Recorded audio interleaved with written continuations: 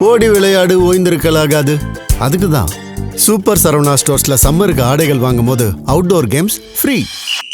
ஓடு ஆடு விளையாடு சூப்பர் சரவணா ஸ்டோர்ஸ் சம்மர் கோடையை கொண்டாடலாம். பாஜக அதை கையகப்படுத்தி ஜெயலலிதாவின் நிழலாக இருந்த சசிகலாவை பழைய வழக்குகளின் அடிப்படையிலே சிறைக்கு அனுப்பி அவரால் தேர்ந்தெடுக்கப்பட்ட எடப்பாடி பழனிசாமி இன்றைக்கு நான் மட்டும்தான் அதிமுக என்று அதிமுக தனித்த வலிமை பெற வேண்டிய நேரத்திலே ஒருங்கிணைப்பு சாத்தியப்படாமல் சிதறுண்டு கிடந்த காரணத்தினால், சிதறி கிடக்கிற காரணத்தினாலும் அதிமுக அந்த இடத்தை கைப்பற்றுமா என்கிற சந்தேகம் பல பேருக்கு வந்திருக்காங்க. ஆனா இப்ப திமுக வேட்பாளர்கள் வாக்கு சேகரிக்க போகும்போது மக்கள் அவங்கள வாக்கு சேகரிக்க அனுமதிக்க மாட்டேங்கிறாங்களே, அதை பாக்குறீங்க? இப்ப நீங்க யோசிச்சு பாருங்களேன், குடித்து விட்டு பல பேர் போதைக்கு ஆளாகி இருக்கிறார்கள் அப்படிலாம் பேசுறாங்க. அதிமுக பல பேர் பேசுறாங்க. இப்ப அதிமுக ஆட்சியில மது விலக்கு அமலில் இருந்ததா? அதனால பிற்படுத்தப்பட்டவர்களினுடைய நலன் குறித்து திமுக திராவிட இயக்கம் சிந்தித்தது. அதனாலதான் நீங்க உத்தரப்பிரதேசத்திலேயோ குஜராத்திலேயோ பீகார்லயோ நீங்க போனீங்கன்னா இந்த நவீன கட்டமைப்பே கிடையாது.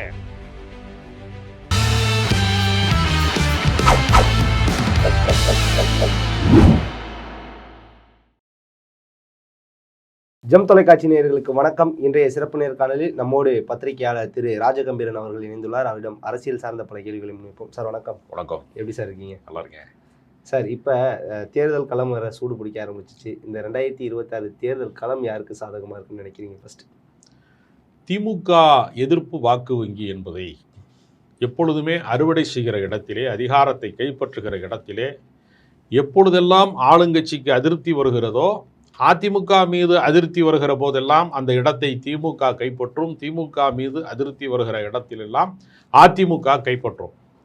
ஒரு நதிக்கு 2 கரைகளைப் போல தமிழ்நாட்டு அரசியலிலே அதிமுகவும் திமுகவும் 2 கரைகளைப் போல் இருந்தது.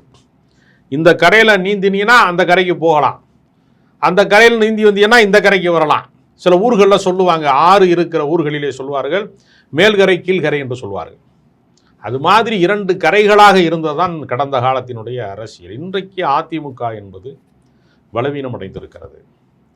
ஜெயலலிதா மறைவுக்கு பின்பு பாஜக அதை கையகப்படுத்தி ஜெயலலிதாவின் நிழலாக இருந்த சசிகலாவை பழைய வழக்குகளின் அடிப்படையிலே சிறைக்கு அனுப்பி அவர் ஏறத்தாழ 4 ஆண்டு காலம் சிறைவாசத்தை அனுபவிக்க வேண்டிய நிலைமைக்கு ஆளாகி 2027 வரைக்குமே தேர்தல் அரசியலிலே சசிகலா போட்டியிடவே முடியாது என்கிற நீதிமன்றத்தினுடைய தீர்ப்பினுடைய அடிப்படையிலே அவருடைய அரசியல் வாழ்க்கையை சூன்யமாக்கிவிட்டு அவரால் தேர்ந்தெடுக்கப்பட்ட எடப்பாடி பழனிசாமி இன்றைக்கு நான் மட்டும்தான் அதிமுக என்று தன்னோடு இணை ஒருங்கிணைப்பாளராக இருந்த ஓபிஎஸ்ஐ ஓரங்கட்டினார். ஒற்றை தலைமை என்கிற பெயரிலே ஓரங்கட்டினார்.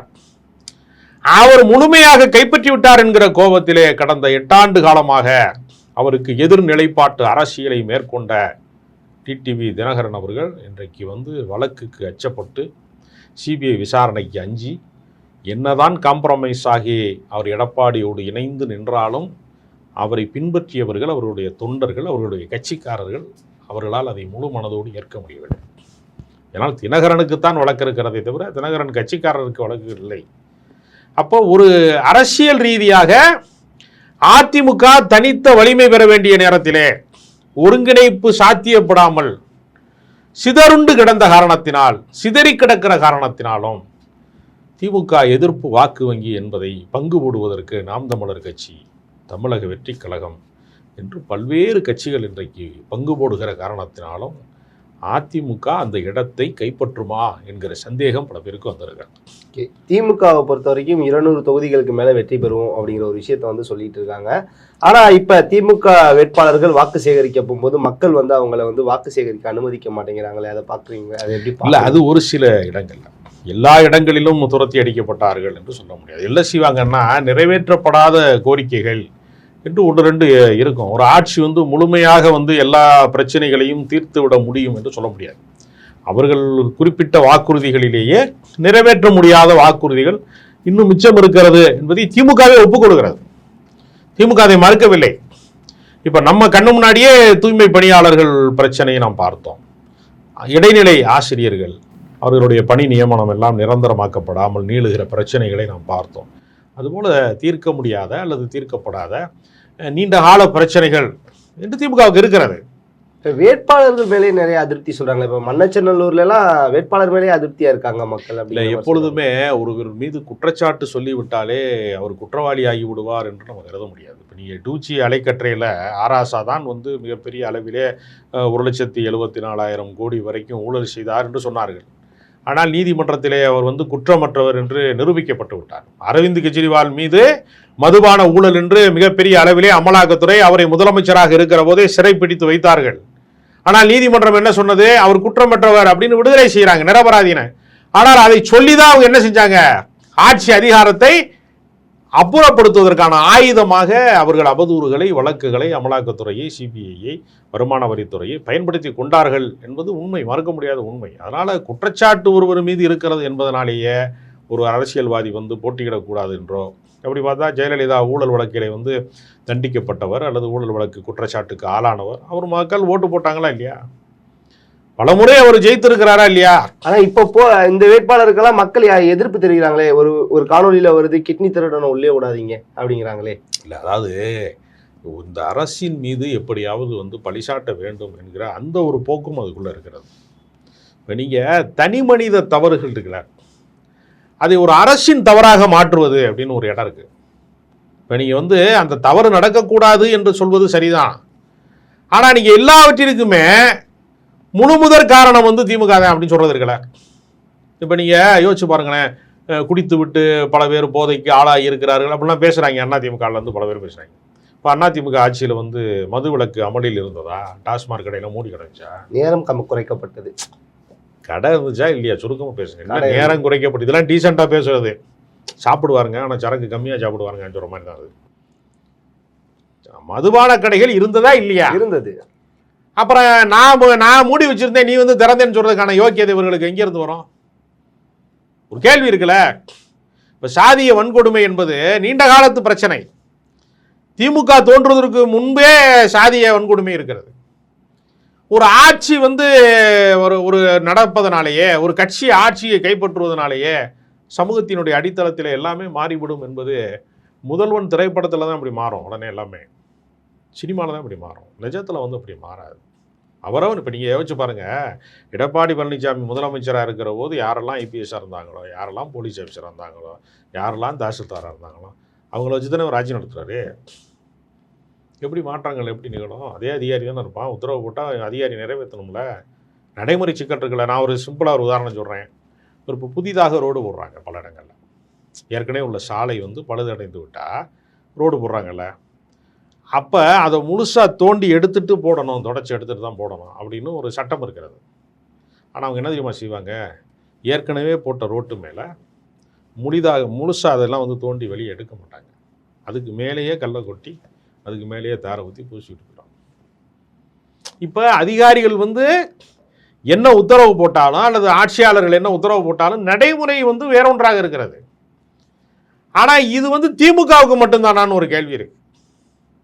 திமுக மீது பழி சாட்டுவது நீங்கள் யோசிச்சு பாருங்களேன். இப்போ சக்காரியா கமிஷன் சொல்லுச்சு, விஞ்ஞான முறையில் ஊழல் செய்தவர் கருணாநிதி, திமுக அரசு அப்படின்னு சொல்லுச்சுன்னு ஒரு மேடை தோறும் பேசுவாங்க. ஆனால் கொடுமை என்ன தெரியுமா? சக்காரியா அப்படி சொல்லவே இல்லை. சக்காரியா சொன்னதாக துக்குளக்கு இதழிலே ஒரு கட்டுக்கதையை எழுதி அதிமுக மேடைகளிலே பேச்சாளர்கள்லாம் பேசி அது எல்லாரையும் நம்ப வச்சுட்டாங்க. அப்புறம் திருட்டு ரயில் ஏறி வந்தார் கலைஞரும்பாங்க. உண்மை கொடுமை என்ன தெரியுமா? அவருடைய கிராமத்தில் திருக்கோலையில் இருந்து சென்னைக்கே வரல. அவர் சேலத்தில் மாடர்ன் தியேட்டர்ஸில் சினிமா கம்பெனிக்கு வேலைக்கு போயிட்டார். சின்ன வயசுலேயே இளம் வயதிலே எழுத்தாளர் ஆகிட்டார். 20 வயசு 21 வயசில் ஒரு பெரிய எழுத்தாளர் ஆகிட்டார். அவரை கவிஞர் காமு ஷெரீப்புன்னு சொல்லக்கூடிய ஒரு பிரபலமான பாடலாசிரியர் அந்த காலத்தில் அவர் ஊருக்காரரு, கொரடாச்சேரின்னு பக்கத்து ஊருக்காரரு, திருக்கோலைக்கு பக்கத்தில். அவர் கூட்டிகிட்டு போய் சேலம் மாடர்ன் தியேட்டர்ஸ் முதலாளிகிட்ட கருணாநிதி பயங்கரமாக வசனம் எழுதுவார், கதை எழுதுவார் அப்படின்னு எழுத்தாளராக சேர்த்து விட்டார் வேலைக்கு. அப்போ அங்கே போய் சம்பாரித்து பெரிய அளவில் பணம் சேர்த்து தான் சென்னைக்கே செட்டில் ஆகி வர்றாரு. இன்னைக்கு வரைக்கும் சொல்கிறான் அவர் திருட்டு ரயில் ஏறி வந்தார். இதெல்லாம் ஏன் சொல்கிறான்னா அதுக்கு பின்னாடி ஒரு பெரிய உளவியல் சிக்கல் இருக்கிறது. கருணாநிதி இவர்களெல்லாம் நம்புகிற உயர் சாதி ஆதிக்க சாதியில் பிறக்காதவர். ஜெயலலிதா ஊழலுக்காக சிறைக்கு போனாலும் அவர் மீது குற்றச்சாட்டு சொல்ல மாட்டாங்க. ஊழல் குற்றச்சாட்டுகள் எதையுமே நிரூபிக்கப்படாத ஒரு அரசே அவர் நடத்தினா. நீ யோசிச்சு பாருங்களேன், இப்போ இது கோடை காலம், ஜெயலலிதா உயிரோடு இருந்தால் கொடநாடு எஸ்டேட்டில் தான் இருப்பாங்க. குளிர்ச்சியான இடத்துல போய் மாளிகையை கட்டி அவங்க வாழ்ந்தாங்க. கலைஞர் அந்த மாதிரி சொகுசு வாழ்க்கை என்னைக்காவது வாழ்ந்துருக்கிறாரா? ஏன் ஸ்டாலின் வாழ்ந்துருக்கிறாரா? இல்லை. ஒரு தெருவோரத்தில் வந்து ஒரு கார்னர் வீடு தான் கலைஞர் வீடு. இன்றைக்கி நீங்கள் கோபாலபுரம் போனீங்கன்னா ஒரு மற்ற குடியிருப்பு மாதிரி தான் இருக்கும். ஒரு நீங்கள் பெரிய கதவுகளோடு சாத்தப்பட்டு பிரம்மாண்டமான மாளிகைக்குள்ளேலாம் கலைஞர் வாழவே இல்லை. அப்போ இவர்கள் அரசியல் ரீதியாக அவங்க என்ன நினைக்கிறாங்கன்னா, ஒரு காலத்திலே அரசியல் என்பது பண்ணையார்களுக்கு சொந்தமானது, ஜமீன்தார்களுக்கு சொந்தமானது, நிலக்கலார்களுக்கு சொந்தமானது. இப்போயே நீங்கள் பாருங்கள், ஒரு கிராமம் இருக்குன்னு வச்சுங்களேன், யார் உயர் ஜாதியாக இருக்காரா, யார் நிலபுலங்களோடு இருக்கிறாரா, யார் பெரிய வீட்டுக்காரராக இருக்காரா, யார் மெத்த வீட்டுக்காரராக இருக்காரா, அவர் தான் ஊருக்கு பிரசிடெண்ட்டாக இருப்பார். அப்போ சாமானியப்பட்டவனாக இருக்கிறவனுக்கு அந்த இடத்துல அவன் அரசியலுக்கு வர்றான், அவன் போட்டிடுறான்னா அவருக்கு பிடிக்காது. காங்கிரஸ் காலத்தில் பண்ணையார்கள் மட்டும்தான் அரசியல் இருந்தான், பணக்காரர்கள் மட்டும்தான் அரசியல் இருந்தான், நிலக்கலார்கள் ஜமீன்தார்கள் தான் அரசியல் இருந்தான். சாமானியர்களை அரசியல் பேச வைத்த இயக்கம் திராவிட இயக்கம். பேரறிஞர் அண்ணா தான் சாமானியர்களை டீ கடையில், சலூன் கடையில், எல்லா கடையிலையும் வந்து அரசியல் பேசுவதற்கான சூழலை அவர் தான் உருவாக்கினார். அப்போ அவங்களுக்கு என்னென்னா, பிற்படுத்தப்பட்டவன், ஒடுக்கப்பட்டவன், சிறுபான்மையாக இருக்கிறவன், தலித்தாக இருக்கிறவன், இவங்களால் கீழ் ஜாதின்னு வர்ணிக்கப்பட்டவனெல்லாம் அரசியல் அதிகாரத்தை நோக்கி வளர்கிறார்கள் என்கிற போது திராவிட இயக்கத்தின் மீதான ஒவ்வாமையை வந்து நேரடியாக சொல்ல முடியாதுங்கிறதுக்காகத்தான் அவர் திருட்டு ரயில் ஏறி வந்தாருங்கிறான். குடிக்க வச்சார், காமராஜர் படிக்க வச்சார், இவங்கெல்லாம் குடிக்க வச்சாருங்கிறான். ஆனால் உண்மை அதுவான்னு கேட்டால் அது கிடையாது. காமராஜர் ஆயிரக்கணக்கான பள்ளிக்கூடங்களை திறந்தார் என்பது உண்மை. பல ஆயிரம் பள்ளிக்கூடங்களை கலைஞர் திறந்திருக்கிறாரு. ஆரம்ப சுகாதார நிலையத்தை திறந்திருக்கிறாரு. காமராஜர் அடியூற்றி தான் அரசியல் நடத்தியிருக்கிறாங்க. யாரும் மறுக்க முடியாது. இவன் என்ன பண்ணுறானா, காமராஜரோட அரசியல் முடிஞ்சிருச்சு. எப்படி முடியாது? அரசியல் என்பது ஒரு தொடர் நடவடிக்கை, தொடர் இயக்கம். அது பாண்டியன் எக்ஸ்பிரஸ் நீங்கள் இறங்கின உடனே வண்டி நின்றுமா? நீங்கள் போகிற ரயில் அதோட நின்றுமா? நீங்கள் இறங்கி வந்துருவீங்க, ரயில் மறுபடியும் ஊருக்கு போகும்ல. நீங்கள் ஃப்ளைட் ஏறலைன்னா விமானத்தில் பறக்காத, விமானம் பறக்காத, அது அன்றாடம் பறந்துக்கிட்டு தான் இருக்கான். நீ போகாமல் இருப்பா. சில பேர் சொல்லுவான் தெரியுமா, பாசமலருக்கு பின்னாடி நல்ல படமே வரலேன்பா சில பேர். அதுக்கு முன்னாடி அவன் படம் பார்க்கறது இல்லை. காலங்காலமாக அரசியலில் அடுத்தடுத்த தலைவர்கள் வருகிறார்கள், சமுதாய சிந்தனையாளர்கள் வருகிறார்கள். அதுதான் உண்மை. அதை ஏற்றுக்கொள்ள மனமில்லாதவர்கள் இந்த குற்றச்சாட்டுக்களை சொல்வதன் வழியாக, இழிவுபடுத்துவதன் வழியாக அவங்க வந்து திமுகவை அப்புறப்படுத்த வேண்டும் என்று சொல்கிறாங்க. இவ்வளோ விஷயங்கள் சொல்கிறீங்க. ஆனால் பட் வந்து எதிர்கட்சியிலன்னு சொல்ல, நாங்கள் நினச்சா வந்து அம்மா ஆட்சியை திருப்பி தருவோம், எம்ஜிஆர் ஆட்சியை திருப்பி தருவோம்னு சொல்லுவோம். ஆனால் திமுகவால் வந்து கலைஞர் ஆட்சியை திருப்பி தர முடியும்னு சொல்ல முடியுமா அவங்களால? அப்படிங்கிற இதில் ஒரு பெரிய வேடிக்கை இருக்கிறது.